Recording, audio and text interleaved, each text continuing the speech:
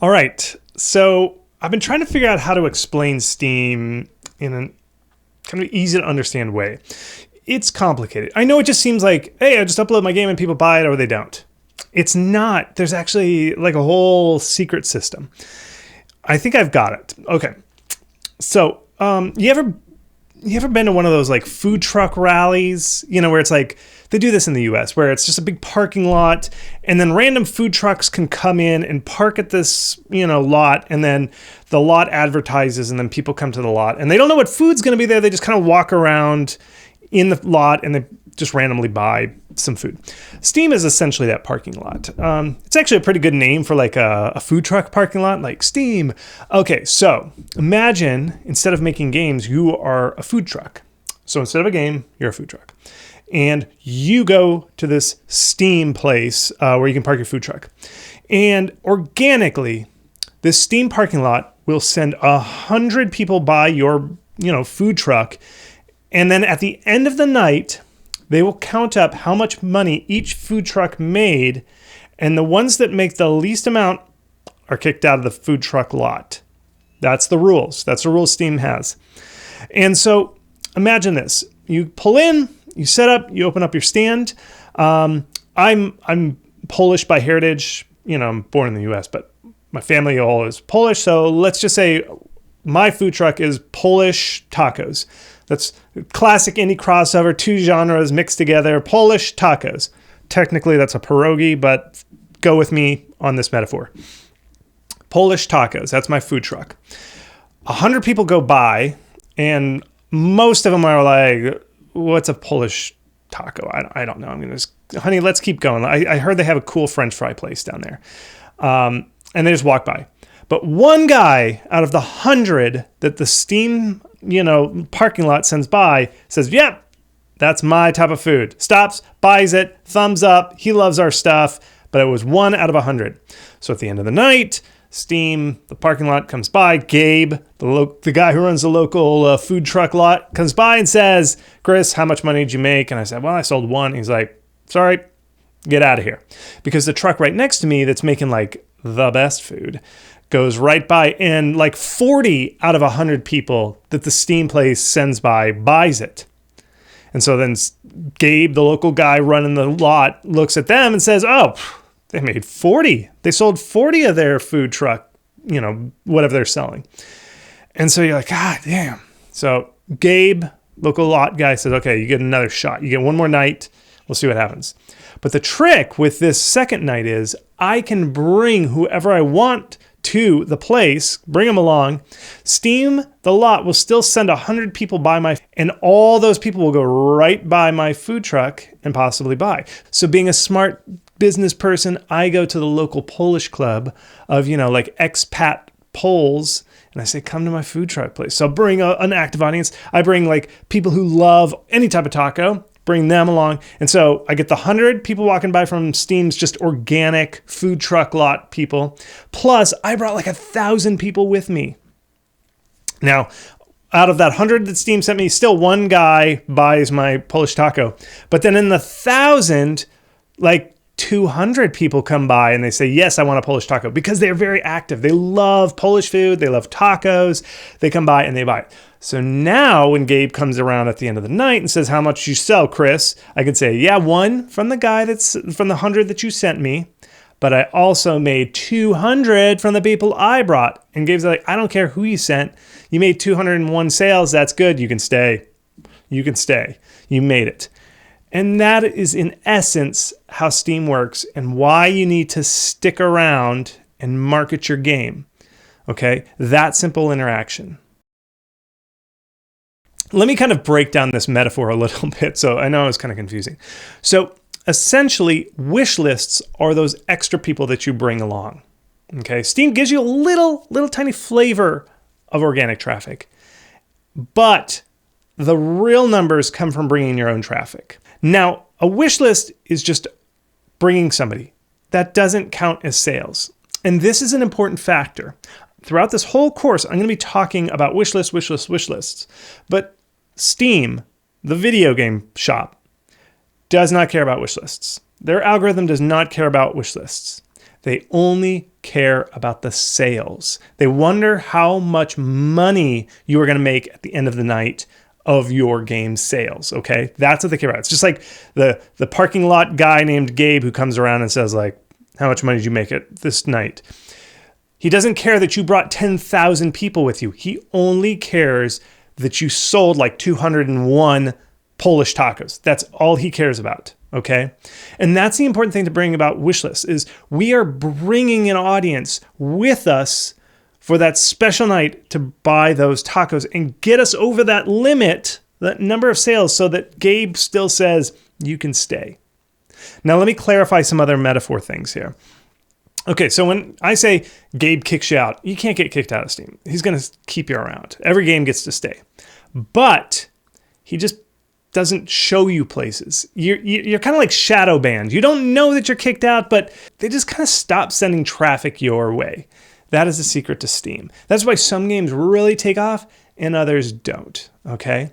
And to belabor this metaphor a little bit more, let's talk about genre trends. Now, there's always some hip craze that's going around food trucks. For a while it was like kimchi tacos. It was like Korean tacos. That was like the hot thing. That was what was popular. I don't know if it's still popular. But when you have these kind of hip foods that everybody's talking about, you set up a Korean taco shop and people are like, oh, I read an article about this place. These Korean tacos are hot. I hear it's big in California. And then there's kind of a buzz naturally. And the person making Korean tacos didn't do anything special. They just knew that that was a hot trend and people are kind of curious about it. So they are going to sell, like when Steam sends that 100 people by the Korean taco shop, maybe 40 people are going to go, honey, I heard something. I read an article about this kind of food. Let's try it out. And so you got 40 out of 100. And then when Gabe comes by and says, hey, how'd you do at the end of the night, Korean taco shop? That food truck can say, we sold 40. And Gabe says, well, stick around. We'll see you tomorrow night. Stay here in our Steam food truck lot. And that's an important thing. When I came with my Polish tacos, which I invented whole cloth, that wasn't buzzy. That wasn't something that was popular in California. Nobody had written articles about Polish tacos. It was so kind of new that people walk by and they're like, that sounds kind of weird, honey. Let's go by that place, that Korean taco place that I read about. Let's just check that out. Let's not waste our money on this is it Polish tacos or Polish tacos? I don't know, honey. Let's just keep going. That is why I think you also really have to be aware of what is hot right now? What is the food that everybody's talking about? What's the genre of game that is kind of popular right now? I can't emphasize that enough. Most people do not just randomly say, I will try any food anytime. They kind of have to be curious. Something in the zeitgeist has to be aware of this food. Avocado toast, remember avocado toast? Oh, these kind of food trends that come and go, it's the same thing with games. There are genres that come and go, and just by being part of the zeitgeist and having a game that's in this genre, like having avocado toast, people just naturally be curious and like, oh, I read an article, I'll buy up. I haven't played this specific game, but I hear this is a popular genre, or I played a really good game. I had a really good avocado toast when I went to San Francisco last week. I want another one. That is what sells, okay? And so that natural visibility of 100 people walking by your stand, if you are selling a food that is popular, that's in the zeitgeist, more of those people will stop and say, I'm going to buy it. Yeah, I'm going to stop. And then you don't have to bring so many people along with you to kind of pepper in and increase your sales so that when Gabe comes at the end of the night, he doesn't kick you out. There's just a natural zeitgeist. And so I want you to start thinking in those terms, that the zeitgeist and the type of food that you make really matters, okay? I think I just mixed a metaphor. It's not actually food anymore. We're talking about video games, okay? Now let's talk about another scenario. We always have those stories. You always see them like on Reddit or Kotaku or, something where this game came out of nowhere. They did no marketing and they blew up and they got millions of dollars in sales and stuff, okay? It's a classic story we always share. And it makes you think when you read one of those, you're like, why am I even marketing? What am I even doing? Why? Okay, let me explain what's going on here with these. So same scenario, same rules apply. Steam parking lot, food truck comes in. At the end of the night, Gabe counts up how much you've sold. But these games that come out of nowhere, the guy always claims like, I did no marketing. I put my Steam page up 2 weeks ago and I just published it. Basically, they just stars aligned, everything happened perfectly.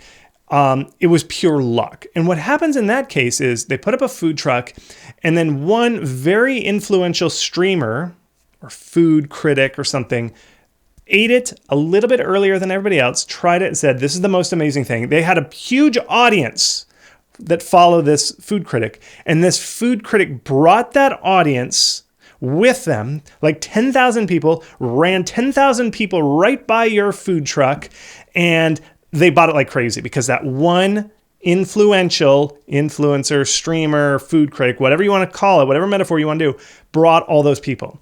The problem with that is, and that works, so all those 10,000 people came by, bought it. Gabe comes by at the end of the night, says, how much you make? Oh, you made like 1,000 because that influencer brought it. 10,000 people, but only 1,000 bought it. So Gabe says, oh, you bought 1,000 people bought it. Okay, let's do it. Let's go. You can stay. You don't have to move on. Random person who did no marketing, supposedly.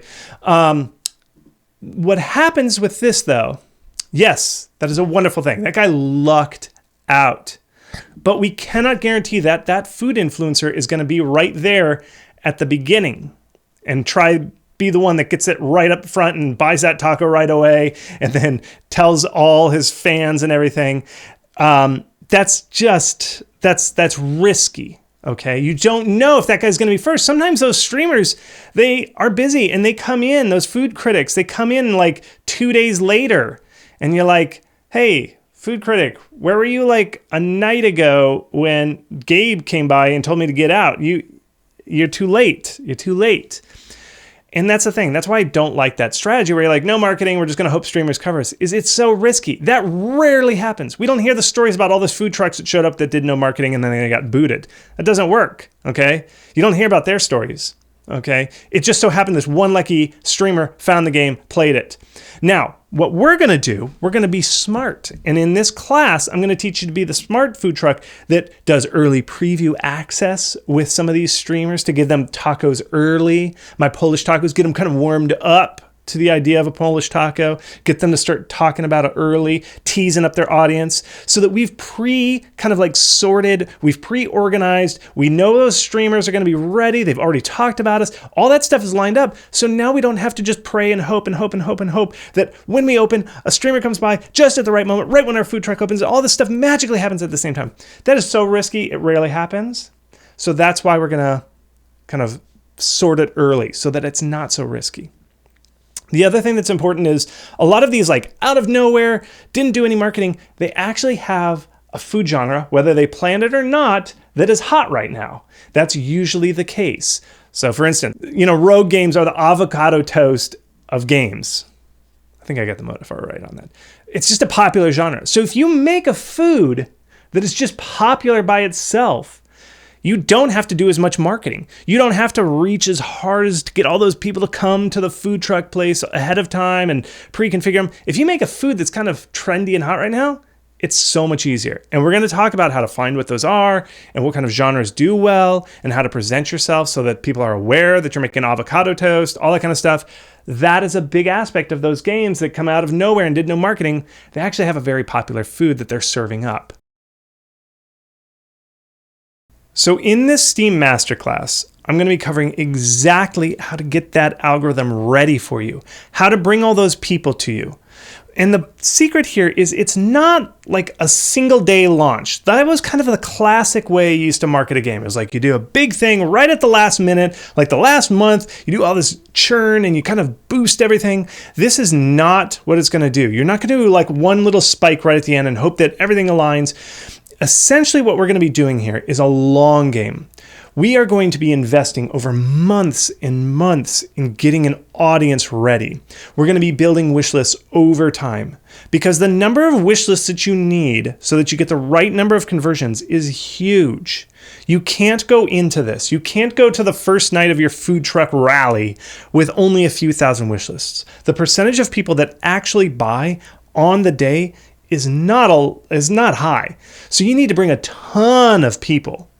And that takes a long time. It is very hard to get that influencer to bring enough people with them so that on that one night they'll all buy. That's very hard to do.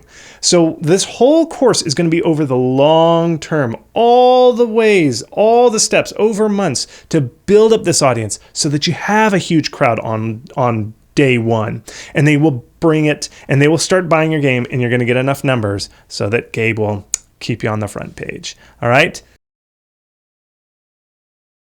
Stop the food truck metaphor right there because it gets so confusing. And let me just kind of give you straight up the stuff that works and doesn't. Okay. And this whole class will go deep dive into this metaphor and really kind of spell it all out. Okay. So wish lists don't matter to Steam. They actually don't really influence the algorithm. Steam doesn't care if you got 1,000 wish lists when you launch, 10,000 wish lists, 100,000 wish lists. They don't care. There's nowhere in the algorithm that says if this many wish lists, put them on the front page. That doesn't matter. Steam only cares about dollars sold. So why do I talk about wish lists so much? It's because the more wish lists you have, the more of those random people you're bringing to your game when it launches. So the more wish lists you have, the higher the probability that some people in that giant cloud of wish lists will buy your game. You are just increasing those odds. And so the more people who buy your game, it is going to make sure that Valve, Gabe, will say, you sold enough. That's what we care about. You can stay. We will keep giving you visibility. In fact, we're going to put you in front of everybody who comes into this lot because we know you sell so much. We want to put you in the starring role. You're going to be up front. The wish lists don't matter. It's the fact that you are bringing an audience, and that increases the chance that more people are going to buy. So it all comes down to the dollars made. That's all that matters to Steam. I don't want us to lose track in this lecture series, this whole masterclass, the fact that it's not about the wish list, it's about them selling. So just keep that in mind until the end. Now we're going to be doing very detailed stuff. There's no more talking about food trucks, so don't worry about this confusing metaphor. But I'm going to tell you how to get those wish lists, okay? So that you, on launch day, can sell as many copies as possible. Make sure Valve likes you. Make sure that Valve keeps you right up front.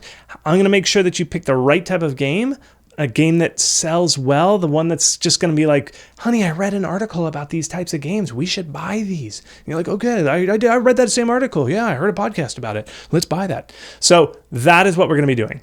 Good luck. I can't wait to get started.